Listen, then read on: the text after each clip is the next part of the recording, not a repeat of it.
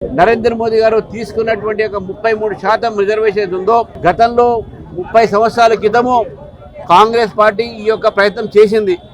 కానీ వాళ్ళకు చిత్తశుద్ధి లేదు కాబట్టి వాళ్ళ సంబంధించినటువంటి వాళ్ళ కొలేషన్ పార్ట్నర్సే ఆ రోజు ములాయం సింగ్ యాదవ్, లాలూ ప్రసాద్ యాదవ్ వీళ్ళందరూ కూడా ఈ యొక్క చట్టాన్ని వ్యతిరేకించి ఈరోజు 30 సంవత్సరాలుగా దీన్ని పక్క పెట్టేయడం జరిగింది.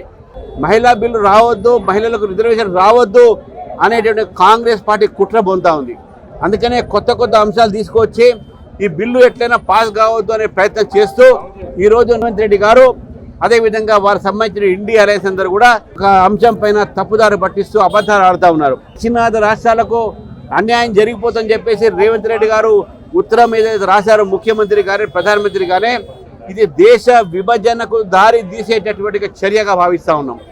రేవంత్ రెడ్డి గారు కాంగ్రెస్ పార్టీలో చేరినప్పటి నుంచి కూడా కాంగ్రెస్ పార్టీ యొక్క విభజన రాజకీయం అవుతుందో విభజిత రాజకీయం అవుతుందో దాన్నే అనుసరిస్తున్నారు.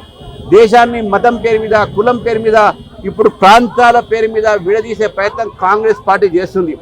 వాళ్ళ ఉత్తరమే చెప్తుంది వాళ్ళకు మహిళా రిజర్వేషన్లు ఇష్టం లేదు, వాళ్ళ ఉత్తరమే మహిళా రిజర్వేషన్లకు వ్యతిరేకంగానే భావించాల్సిన అవసరం వస్తుంది.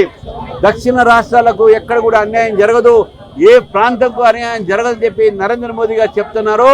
దక్షిణ ప్రాంతానికి సంబంధించిన ఒక రాష్ట్ర అధ్యక్షుడిగా నేను కూడా చెప్తా ఉన్నాను, దక్షిణ రాష్ట్రాలకు ఎక్కడ కూడా అన్యాయం జరగదు.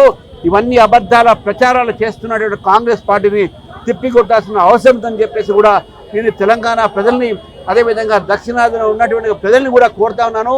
ఈ కాంగ్రెస్ పార్టీ కేవలం వాళ్ళ వైఫల్యాన్ని కప్పుకోవడానికి వాళ్ళ రాజకీయ ఎత్తుగడ కోసమే రాజకీయాల కోసమే ఈరోజు దేశాన్ని విభజించేటటువంటి మాటలు మాట్లాడుతూ ఉన్నారు. దక్షిణమైనా ఉత్తరమైనా భారతీయ జనతా పార్టీకి అందరూ ఒకటే, ఎక్కడ కూడా అభివృద్ధి కార్యక్రమాలకు వెనక ముందు పోయేది లేదు, అందరినీ సమానంగా చూస్తామని చెప్పి కూడా తెలియజేస్తూ మరి మహిళా బిల్లు వచ్చిన సందర్భంగా మహిళలకు 33% రిజర్వేషన్ వచ్చిన సందర్భంగా నేను రాష్ట్ర మహిళలందరూ కూడా నేను నరేంద్ర మోదీ గారి తరఫు నుంచి అభినందన తెలుపుతా ఉన్నాను.